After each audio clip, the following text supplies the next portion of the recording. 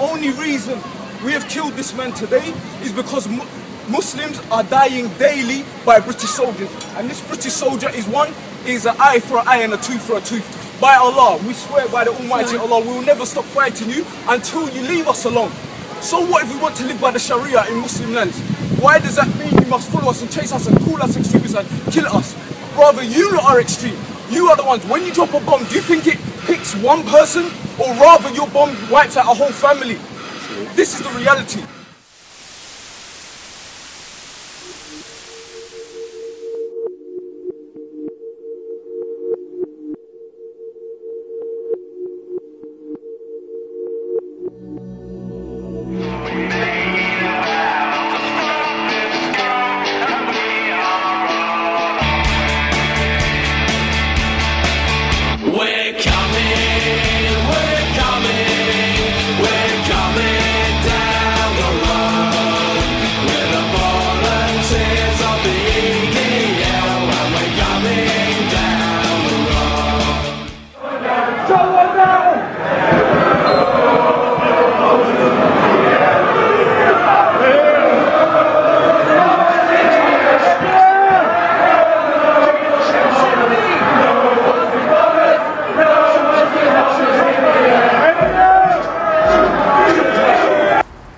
The extent of your fight against the cancer of Islam are shaken fists and a couple of thrown rocks. Even your war dead, brave, honourable and noble men and women who in their death gave us freedom and whose sacrifice, whose sacred memory and priceless gift is spat upon and insulted by Muslims, even this searing outrage fails to raise even the slightest indignation, even the slightest rebuke. Still you stand mute and motionless.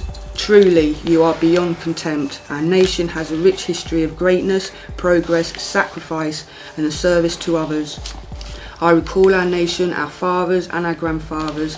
They did not waver, they did not flinch, they stood with clenched fists and grit teeth and suffering much.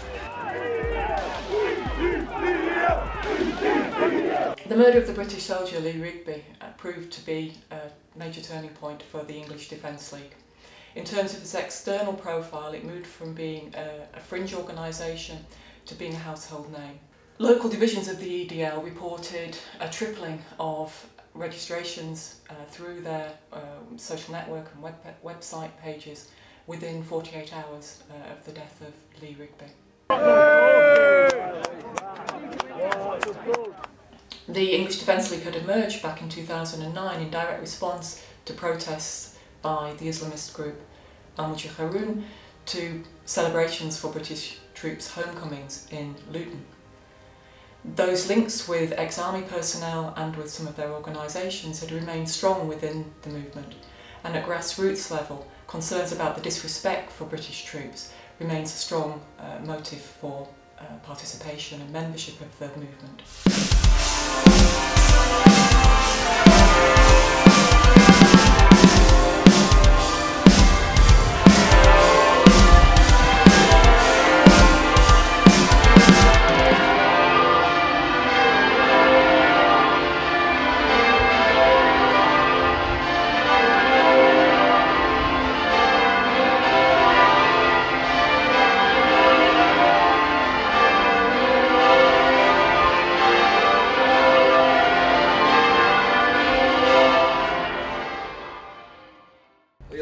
Yeah, I'm sorry we're late. Are you? No, it's all right. Mum's not too sure because she has some with her sister got taken ill. Yeah. But I can carry on like tomorrow as well. Okay. She's got my barrel right on now. I can't how old was I? About 15, 16. Okay. It's pretty like drum and bass. We used to like or rap and things like that. And used to like we used to hang around here. So you bring music out with you? Yeah, I used to bring like a stereo. Yeah. And were you into footy at that point? Were you into the fans and everything? No, at the time I used to be a Liverpool fan. You know, it's just obviously not a real football fan, just like a glory grabber. It's still home. Yeah. You know, I lived in Greece for how long was I over there for? 7 months. Doing what? Well, I was with my ex-girlfriend. She worked over there, and I was just doing like odd jobs, like a bit of labouring here and there, and I loved it. But obviously I was in a bit of trouble before I left, and obviously when I come back, I went to prison, and you know what I mean. I thought, well, you know, I've done wrong, so, and look, I've touched wood, and I've never been in trouble since. Yes, yeah. The voices heard in this film are those of grassroots activists. This was a conscious decision at the start of the research to focus on everyday members of the EDL rather than the leadership, whose opinions and positions can be accessed by other means than ethnographic research. However, some of the voices you'll hear are those of informal organisers and admins. In the film, all the names are changed to reflect the pseudonyms that the respondents have been given in the academic publications, although those who agreed to be filmed know that effectively their rights to anonymity are compromised by their appearance in the film. So how you got involved in the EDL? Since 2009, I was watching the news, and there's some like in Luton, some troops coming home, like a homecoming parade. I was watching, I heard like loads of screaming and shouting, and I thought, what's going on here? Then look, it was like obviously Muslims, you know what I mean, the extremist Muslims, like death to our soldiers. And I thought, oh, that's a bit bad, that is. And I know it's like a few people, like the local people from Luton, they stuck together, and they challenged them and said, what are you doing? I thought, well, fair play to them. And obviously, I was on the internet, I was on Facebook, and someone was talking about it, so I clicked on some group, and I think it was called United People of Luton. I can't remember if I joined it or not. Then it's like people and I were going to start like a movement. Then my mates got involved with it. Then they said, like, obviously we're going to start doing demos about these sorts of people. So what's it about, like just Muslims, or you ever know about extremists? I said, well, they're not extremists, are they? I said, they haven't killed anyone, they're just putting their view across. It's just the way they're going about it. They're trying to change everyone. It's like the halal food. I mean, if I like a curry, I'd go to a curry house. You know what I mean? And if it's halal, it's halal. You know what I mean? But it's not getting fought. It's up to me. It's my choice to eat that curry or not. You know what I mean? I don't agree with how it's being killed. You know what I mean? You know what I mean? I say chicken. I'll go to get a frozen chicken or a fresh chicken. It's being killed. Was it stun gun, whatever they use? But not to cut its throat and then it drip dry, you know, with blood. And I don't agree. Even though if I was against it that bad, I wouldn't eat meat full stop. If it's in their own country, it's fine. Because I wouldn't go and live in Pakistan, because I'd probably kidnap them and get my head chopped off and killed anyway. But I wouldn't go over there and try setting up Church of England, because it's their laws, it's their religions, it's their traditions, it's their creeds. But vice versa is happening over here. They are coming to this country slowly. They've got, okay, they want a place to worship, fine, let them have mosques. But do not allow Sharia law into this country. No how, because it's evil. It allows you to marry and have children with children. It allows you to have more than one wife. Which, okay, some people might say, great. Women are second-class citizens. They have to walk behind their husband. There's just so much, and slowly, it's creeping into this country. I would not be surprised in the next 10 years if there is Sharia law in this country, to some degree. It wouldn't surprise me whatsoever. Because it's English Defence League, people automatically assume that you are racist because you want England to be English. You know what I mean? White. Instead of being patriotic. Yeah, and that's exactly what it is. You know, I'm not white. I'm not black, but you know. You're not white? No, I know. I can keep scrubbing it off. It's just not happening, man. But yeah, so like I think, like, because I'm not this top. I won't wear this top around town because this is. I feel. I mean, I will wear it, but it is. I think it's associated with marches only. Whoa! Get the flag.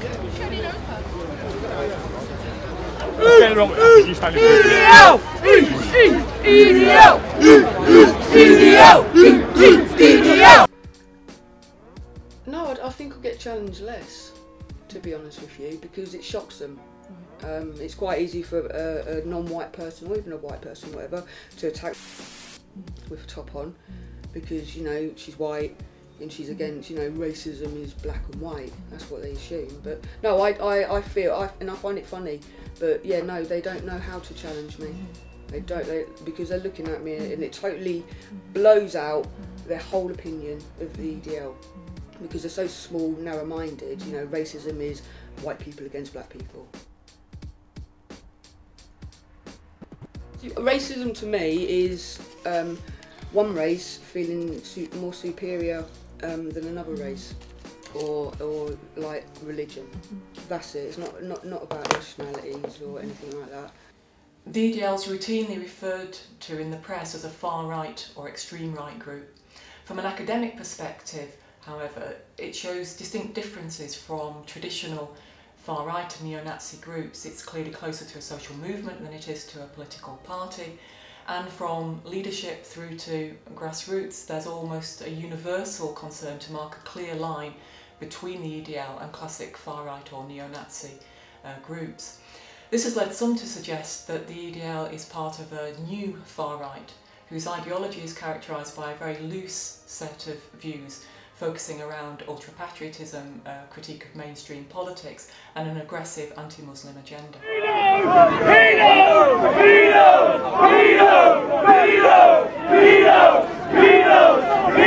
From my own experience of researching at grassroots level, though, I'd probably go further and suggest that allegiance to either right or left has relatively little meaning for most members of the movement, and there is actually very little sense of shared ideology. Even those extreme members on the fringe of the organisation who follow some form of National Socialist ideology come from very different starting points. The English Defence League, we've been here 3 years. 3 years ago, people would say, Muslim, Islam, okay, Muslim. People were scared to say the word Muslim. They were scared to say the word Islam. Yeah? They were. 3 years ago, no one would say it. Okay? The truth is coming out about Islam. People are proud to talk out against Islam. And whether you like it or not, these scumbags on that poster have been defeated because of the English Defence League. Muslim paedophile gangs. If we unite as one, we will be the most feared group in England against Islam. The biggest. It's not about fear. It is. No. It is about fear. You know, if there's militant Islam, they should fear Why us rule with going to fear? that town. That's Nazism, surely. No, not really. If we go to a town where it is Islamic dominated, I do want them to be fair. I do want fear. I do want them to feel fear. That way I'm going to their town to oppose them. No, you know what I mean? No, I want to support the fear in the people's mind about Islam, not Yeah, that's what I mean. rule with fear.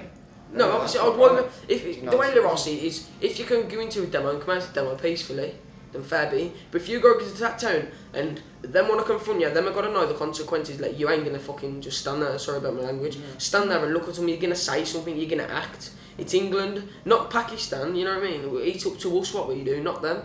It's our country. If you don't like our laws and our beliefs, Birmingham Airport Terminal 16, you know what I mean? Pack your bags and go.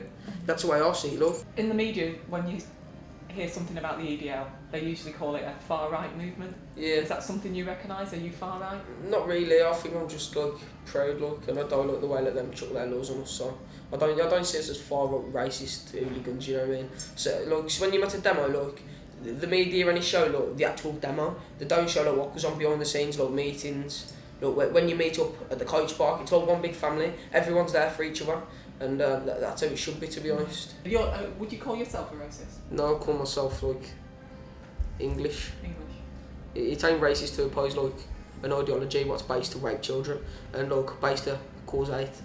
It's all Islam is like something what should be destroyed, and hopefully it will be destroyed.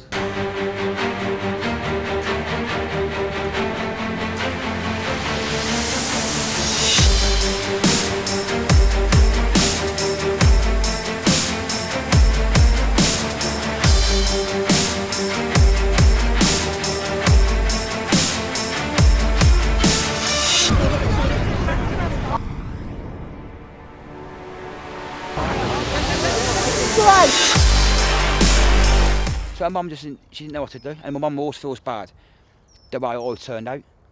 And I said, it's not your fault, Mum. You know what I mean? You tried your best. What do you mean how you turned out? What obviously, we're getting in trouble with the police and all that. She feels bad. I said, well, it's got nothing to do with you, Mum. You know, there's two paths. You chose me to go on the right path. It was me who chose that path, not you. I mean, like the bus drivers in Birmingham, there's a lot of Polish bus drivers. They can't speak a word of English, but they'll say hello, morning. You know what I mean? They haven't come over to take our jobs, to come over to work. Like if I went to Poland and like walks to a factory and have a job, I'm not taking anyone's job. That person should have got there before me. Yeah. But it's the people who come over and claiming benefits and we want a house. And I'm thinking, oh, it's like that. What's his name? That Abu Hamza. Yeah. He's living like a £2 million house, and like his missus is still getting benefits. She's got like 7 bedrooms, a couple of kids. And I'm thinking, well, if that was like a British person, maybe they're to be white or black or Asian, they wouldn't get nothing. They'd be like, well, you can't have that house because it's too big for you. You'd have to have this little 1-bedroom flat. And I'm thinking, well, why is it British people not getting anything, but these immigrants are coming over and they're getting everything? Well, they come into our country, and they should, at the end of the day, I don't care who it is, they should take on our culture. You know, okay, they don't speak our language and whatever, learn it. You know what I mean? Who have you got in mind when you say anybody? You know, anybody. It could be anybody. It could be Poles. It could be anybody. And I just find them rude and arrogant. You know, they're over here and they look at you like you're a piece of shit and whatever. You're in our country. You're taking our jobs. Do you know what I mean? And who defended their country? Exactly. They got their country back. You know, it was us that went into Poland. Yeah, so you can you've gone from Muslims to Eastern Europeans. You know, I feel like Eastern Europeans won't, you know, point, you know, one Pacific one out, but you know, you can look at them, their community, exactly like you can look at the Muslim community. They don't want to integrate. They don't want to know us. They don't care. I've worked in places where, you know, when you become a minority in your own country, and you've got a really big issue going on. I mean, you know, they used to associate the amount of illegal immigrants in this country by like towns or cities here, but now we're going to, you know, we've got more illegal immigrants in this country than Iceland have got as a population now. But does this perception of Islam as constituting a cultural threat to British society mean that the EDL is inherently Islamophobic or racist? If there is an ideological trope underpinning narratives of participants in this research, I would say it's less a classic form of racism, which is in any case overtly condemned by many participants, than a kind of anti-multiculturalism, where multiculturalism is seen as a top-down political agenda imposed without a mandate from the people. Because it took a long time for Britain to get over racism. When I was a kid, many years ago, like I used to get chased by BNP. You know what I mean? They were skinheads then. Real, you know, fucking burgundy, fucking boots, everything. You know what I mean? Oh yeah, everything. So, you know, that was... So I think Britain it got over racism. It accepted multicultural everything, because we all lived as one.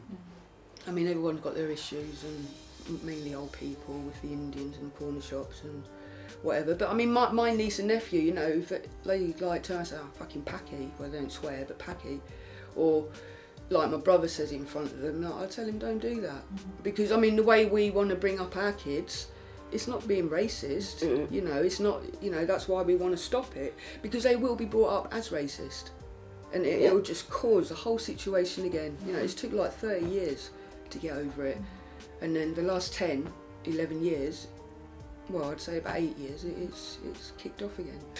But my main reason, I feel, it's extremist Muslims, where you can... It's not all Muslims, is it? No, it's just... I've got a Quran at home. You know what I mean? So, you know, yes, I have felt like burning it, you know, but I'll probably be sent down to prison. And I've been tempted to do it, actually, to see exactly what would happen to me. Yeah, apart from Muslims trying to kill me. But, you know, like, just to see how the government would treat me.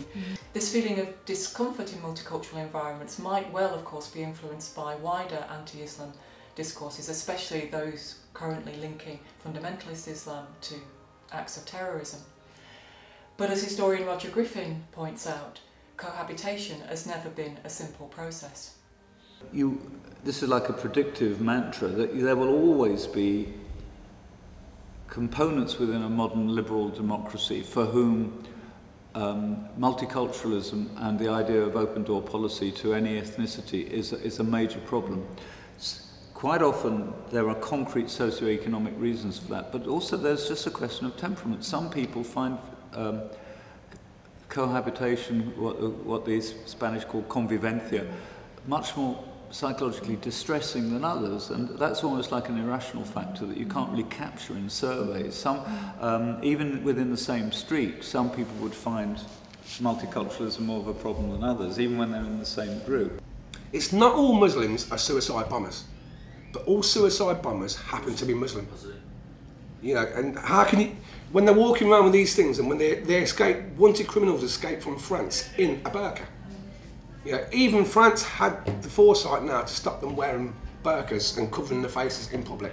David Cameron or the British government or any man whatsoever who will tell us to strip our dress code in order for us to display our beauty, where our beauty is only kept for our husbands. We are not going to do something like this. But I don't agree with the burqa full stop, because I think, you know, as a woman's point of view, it's like degrading. It's like me saying to my girlfriend, right, we're going to the pub now, a few of my mates will be there, put this mask on, because I don't want to see your face.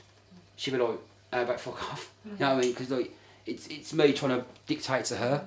I think structurally, there is no way on this planet that a far-right, overtly racist, xenophobic, anti-Islam party will ever become a major force in British politics at a national level, so not in national elections.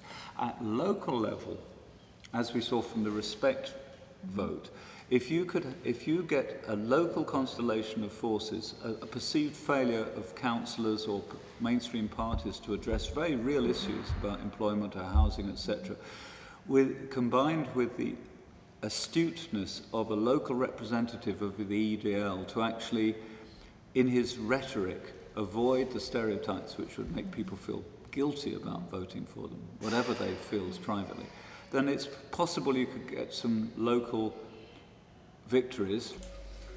You know what I mean? Tommy, I think, you know what I mean, it'd be good, you know what I mean, but for him to say, for instance, like, I don't know, English offensive, we go political, everyone in the country votes for us, and you got Tommy as Prime Minister. You know what I mean, I've got a respect for him, but to be Prime Minister, you know what I mean, he's not that, you know what I mean, he's a clever lad, you know what I mean, I've seen him on Jeremy Paxman, and he's one person you can't get over, Jeremy Paxman. And when I found out Tommy was going on it, I thought, what a prat. I thought, what a prat. And I watched it and I was gobsmacked, because Tommy absolutely, he destroyed him. And like, I'm thinking, oh my fucking God. But as a like, Prime Minister, you know what I mean, it's never going to happen. But you never know, you know what I mean, when he's only just turned 30. I'd propose to end Islamic immigration straight away, instantly. I'd stop the building of mosques instantly.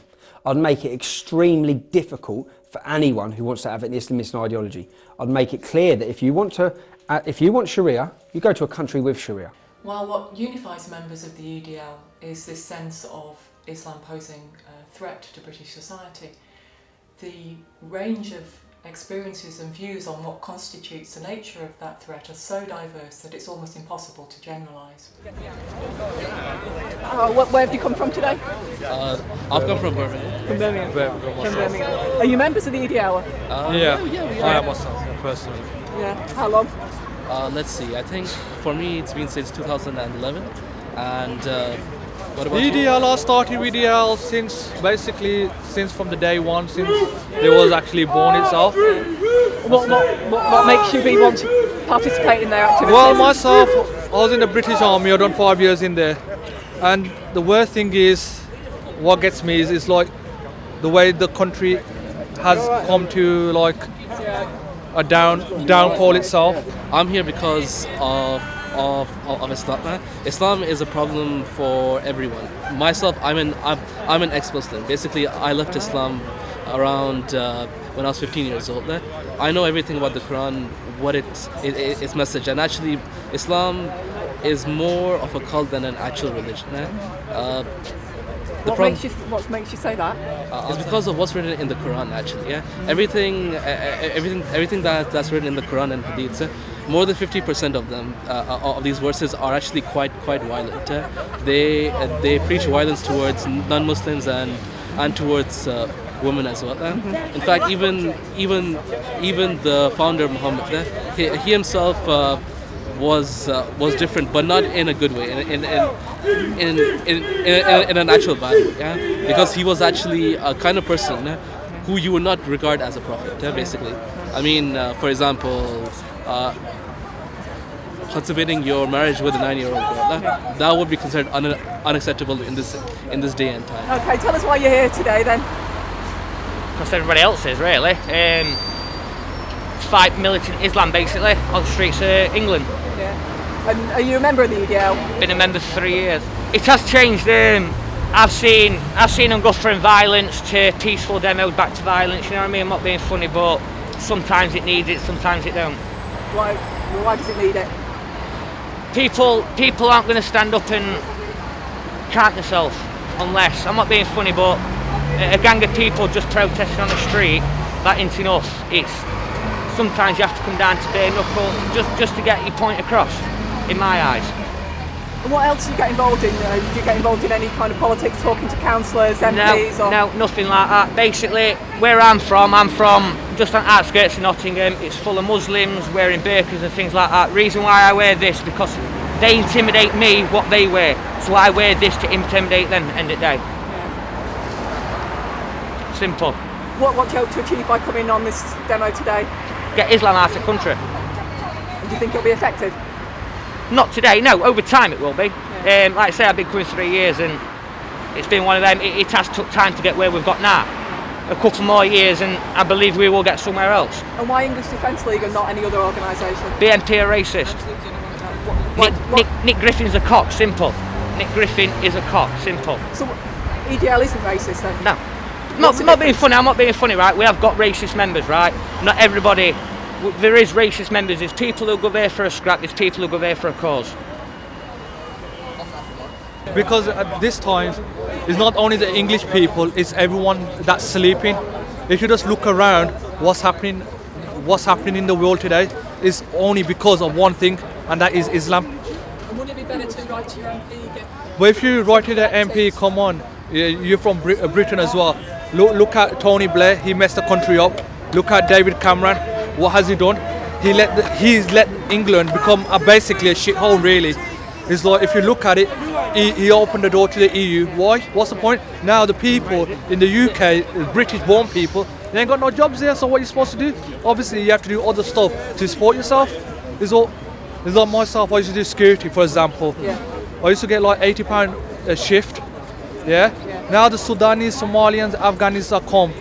They're working for 12 hours for £20. So what can you do? What do you think the EDL stands for? English Defence League. Yeah, I thought I mean, what policies do they have and what ideas? For our rights, break the shadow. Who's our? What do you mean by our? Like the white people, yeah, people taking our jobs. If you go around now, all the young kids now can't get no jobs because all the packies have got them. So it's knocking down loads of buildings, mosques, we still want them. They're knocking people's homes down to go and build mosques for just people to pray in there. What we should do is shove a pig's head on the gates, man.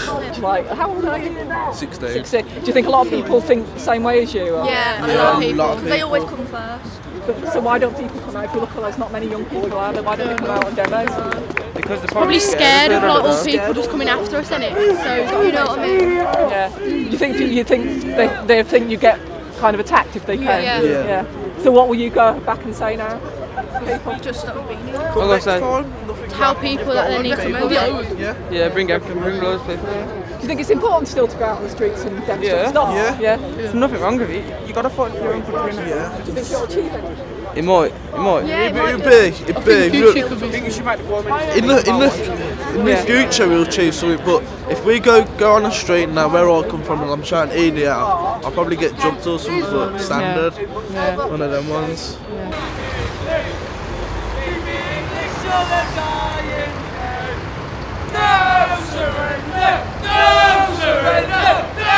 surrender to Taliban. Stop! EDL! Amidst this ambiguous and diverse set of positionings, what emerges clearly is that EDL members share a sense that they, as white British or white English, have a minority status and are subject to discrimination both in terms of access to public resources, especially housing, but also jobs and healthcare, as well as by what they call a two-tier justice system that privileges ethnic and religious minorities. No surrender to Taliban! Scum! Scum! If we would have attacked, 5 of us would have attacked a Muslim, it would have been a fray, it would have been a racist attack, and we would have been jailed for it. There is now double standards in this country. If you're a white, ethnic British person, and you do something like that, you're a racist. If somebody attacks you, I know there's new laws now, which have been in about 4 or 5 years, to say that a white person can be attacked, and it's a racist attack. But honestly, you know, if I was walking, I was sat on the train coming over here this afternoon, about 1:15, something like that, and I had a black African girl sat next to me, which I haven't got a problem with. But she kept, do you know when the train's packed and she kept moving and her leg was like shoving up against mine and she kept nudging my shoulder, and she wasn't doing it on purpose. If I would have turned around and said to her, oh, for fuck's sake, Jim, I'll not keep doing that sort of thing, it's irritating me now. With my track record now, that probably would have been deemed as racist. What does that make you think about British democracy? Crap. There isn't any answer. It's it's not good actually. It's we've got no civil rights. You know what I mean? We've lost all our civil rights, I feel. I don't know. It's a weird one. I can't wait for you to go to Luton and whatever to see what it's about. It is unbelievable. There's hundreds and hundreds. Police always say something like, there was 300. There wasn't 300. There was 3,000. Yeah. Do you know what I mean? But the police always say there was 300. I mean, if you've got somebody standing up the road, like with the camera, and you can see bodies for as far as the eye can see, that's not 300 people. But they said it was 300 people. Do you know what I mean? See, that's when you feel that you're doing a cause. You know what I mean? When you got 3,000 people there, all for the same reason, not throwing fucking bricks and whatnot, or, you know, we're there, we're marching. That's when you feel proud. My name's Tommy, and I'm divisional leader of the English Defence League's Gay Division.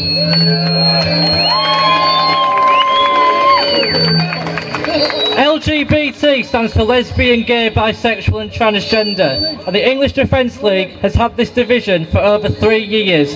But from the media bias, you would not know this, otherwise they can't keep up with the lie that we are homophobic fascists. Even before the EDL existed, some of the first people to protest against Islamisation was gay people. Obviously, Muslims aren't the only ones who are homophobic. Statistics show that 40% of this country are homophobes. But looking at this crowd now, I don't see a single homophobe here, otherwise I wouldn't have been allowed to speak. The English Defence League, it's not about sexuality, it's not about skin colour, it's not about religious belief. All that matters is that we stand as one and we fight for England till our dying breath. There are numerous reasons why people leave or more usually take a step back from the EDL. Ones that are often cited relate to the heavy toll that participation takes on everyday lives. I was just walking up here, I've noticed a car drive past me, and it's gone up to the island up here. And then it's come back down, and so I'm on my phone texting. Suddenly I've seen about 4 Asian people who've done Muslim, and they've gone back down to the island, and they've come back up, and I've looked and thought, oh, here we go. So I carried on walking, and there was about here, and they've pulled up, and I've seen one of them on the opposite side of the car, like that, hanging out the window, and I thought, what's he doing? And next minute, so I carried on walking, and next minute I've heard like a smash. And I just ran about here, and I just smashed, and I bought it, smelled of petrol, and the car sped off, and there was petrol there, and a few bits on the jean. And I just went up and I've looked, there was like a rag in the middle of the road, and it was on fire, and I thought, fucking hell, someone's got petrol on me. And I thought, I was panicking, I was thinking, well, if they could, I was looking for like anything, like a piece of wood, because I was thinking, well, I've just thrown the petrol bomb, what are they going to do next?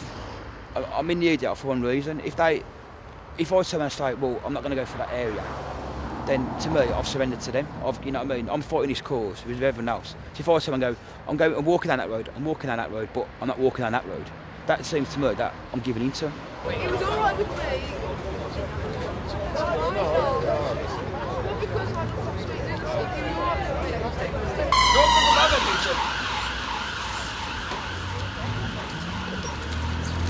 Yeah, long story very short. I was at the demo, obviously. I travelled across with Coventry and Birmingham lads, and there were some Walsall lads there as well.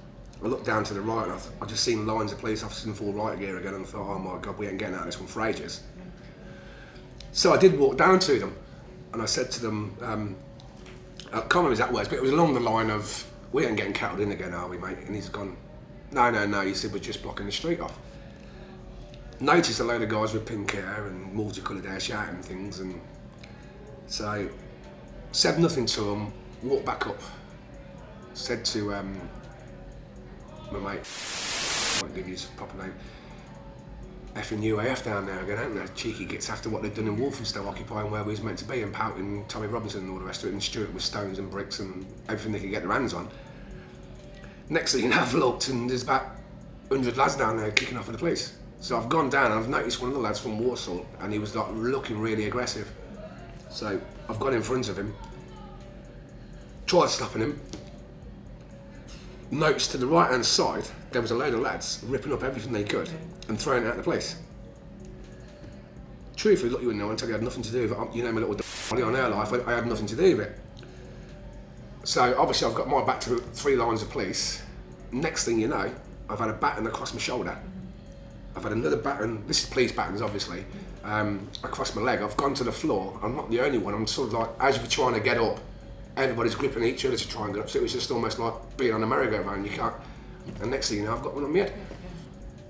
So I was arrested, took through what looked like a big steel cage sort of thing, and there was like, what we know as paddy wagons in this country is like a big police van with loads of individual cells inside there. And that was it. I ended up in Walsall, Bloxbridge police station.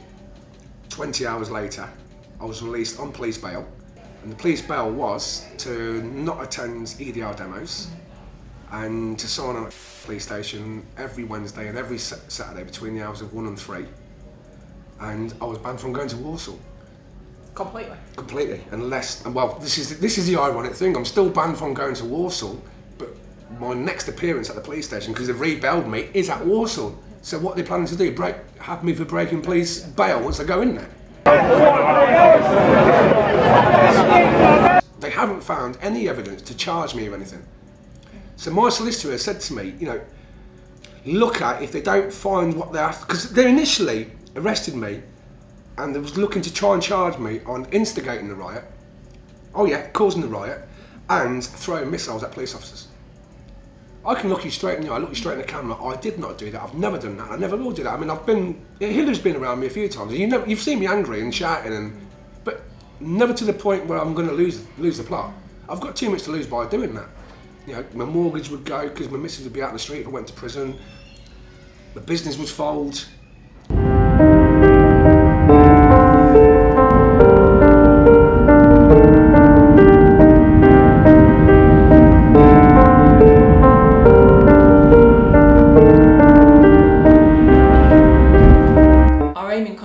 Research has been neither to support nor to condemn the views expressed by the EDL. It's been rather to listen to voices of individual members within the movement and to seek to understand rather than to judge the meanings they attach to their own activism. For some, this very act of listening will still feel like a legitimation of those views.